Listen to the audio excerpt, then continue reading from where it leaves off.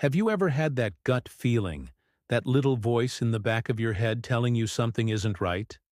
I did. And for the longest time, I tried to ignore it. My story starts with a love I thought was unshakable, with my wife, Sarah. We were a team, partners in every sense of the word. We built a life together, filled with shared dreams and inside jokes. It was the kind of love you see in movies, or so I thought. Things started to change subtly. It wasn't a sudden explosion, but a slow, creeping coldness. It began with her phone. It was always with her, face down on the table, a new password protecting it. "Just for privacy," she'd say with a quick smile. Then came the late nights at work. "Big project," she'd explain, looking exhausted. I wanted to believe her, I truly did. I'd make her dinner, keep it warm, and wait. But as the nights grew later and the excuses more frequent, that nagging feeling in my gut grew louder. One evening, I asked her about it. "Sarah, we barely see each other anymore. Is everything okay?" She sighed, running a hand through her hair. "It's just work, Mark. You know how demanding it is." She was an architect and her job could be intense, so I let it go. But then a new name started popping up in her stories. Alex. Alex, her colleague. Alex and I had to pull an all-nighter. Alex has the funniest stories. Alex gets it. Alex, Alex, Alex. The name echoed in our quiet home. I tried to be understanding. Work friendships are normal, right? I even suggested we all get dinner together. "Oh, that's a good idea," she said, but she never followed up. My attempts to connect were met with a new kind of distance.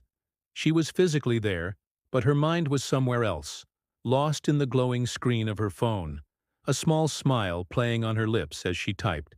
When I'd ask who she was texting, the answer was always the same. Just Alex, talking about the project. The project. It seemed to be a never-ending saga. One Friday night, she told me she had to go into the office. I was disappointed. We had planned a movie night. "It's a deadline, honey, I'm so sorry," she said, kissing me quickly before rushing out. I sat there alone in our living room, the popcorn getting cold. Something felt wrong. On a whim, I decided to surprise her, maybe bring her some coffee and a snack. I drove to her office building. The parking lot was nearly empty, and as I walked up to the glass doors, I saw that the entire floor her office was on was dark. Completely dark. My heart hammered against my ribs. I called her phone. It rang and rang before going to voicemail. "Hey, just checking in," I said, my voice strained. "Hope the project is going well." I drove home, my mind racing. A million scenarios played out, each one more painful than the last.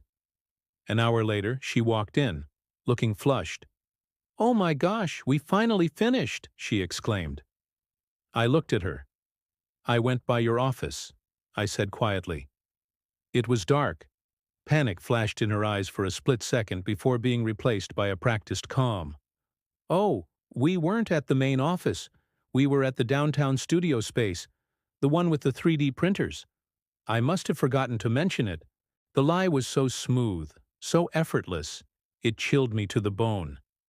It was in that moment I knew. I just knew. But knowing and proving are two different things. My gut was screaming, but my heart was desperately clinging to hope. The next few weeks were a blur of fake smiles and hollow conversations. I felt like I was losing my mind, questioning my own sanity. Was I being paranoid? Was I the one pushing her away with my suspicions? She was so good at making me feel like the bad guy. "Why don't you trust me, Mark? Your lack of faith is what's really hurting us." Her words were like daggers, turning my own fear and hurt back on me. But the late nights with Alex continued. The hushed phone calls, the way she'd jump if I walked into a room unexpectedly. I felt like a ghost in my own home. I deserved the truth, no matter how much it hurt.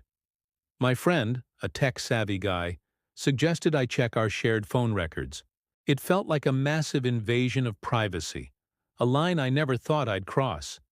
But I was desperate. With trembling hands, I logged into our account, and there it was, in black and white. Hundreds of calls and texts, not just during the day, but late into the night. 1 a.m., 2 a.m., 3 a.m. The calls weren't to an office number. They were to a personal cell. Alex's cell. The project wasn't just blueprints and building models. It was them. The sheer volume of communication was staggering. It was more than she had talked to me in months. The screen blurred as tears welled up in my eyes. It wasn't just a gut feeling anymore. It was a fact. That night when she came home, I didn't say anything at first. I just watched her go through her routine, acting as if everything was normal. Finally, I couldn't take it anymore.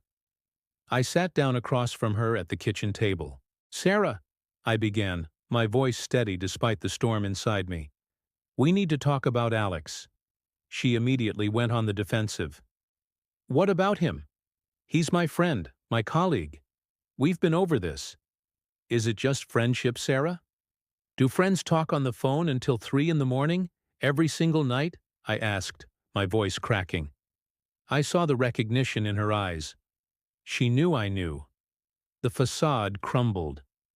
The anger and defensiveness melted away, replaced by a look of something I couldn't quite read. It wasn't guilt, not really. It was more like resignation. She confessed. It had been going on for months. It started as a friendship, she claimed, an emotional connection she wasn't getting at home. "You were always so busy, so distant," she said, trying to shift the blame. I was floored. I was distant because she was pushing me away. She had created the void, and then used it as an excuse to fill it with someone else. The betrayal was absolute. It wasn't just the physical act, it was the months of lies, the manipulation, the way she made me question my own reality. She had rewritten our entire life into a lie to justify her actions. The foundation of our marriage, our trust, was completely shattered. There was nothing left to salvage. That night I packed a bag. Walking out of the home we had built together was the hardest thing I've ever had to do. But staying would have been harder. It would have meant accepting a life built on deceit. And I couldn't do that. Rebuilding my life from the rubble has been a long and painful journey. There are days when the anger and hurt feel fresh. But there are also days when I feel a sense of peace I haven't felt in a long time. The journey taught me a powerful lesson. Always trust your gut. That little voice is there for a reason. It's your intuition, your protector. Ignoring it doesn't make the problem go away. It just allows the poison to spread. Facing the truth, no matter how brutal, is the first step toward healing and reclaiming your own life. If you're going through something similar, please know you are not alone, and it is not your fault. Seeking support from friends, family, or a professional can make all the difference. Thank you for listening to my story. If it resonated with you, please consider liking this video and subscribing to the channel for more stories about navigating life's challenges. Your support means the world. Stay strong.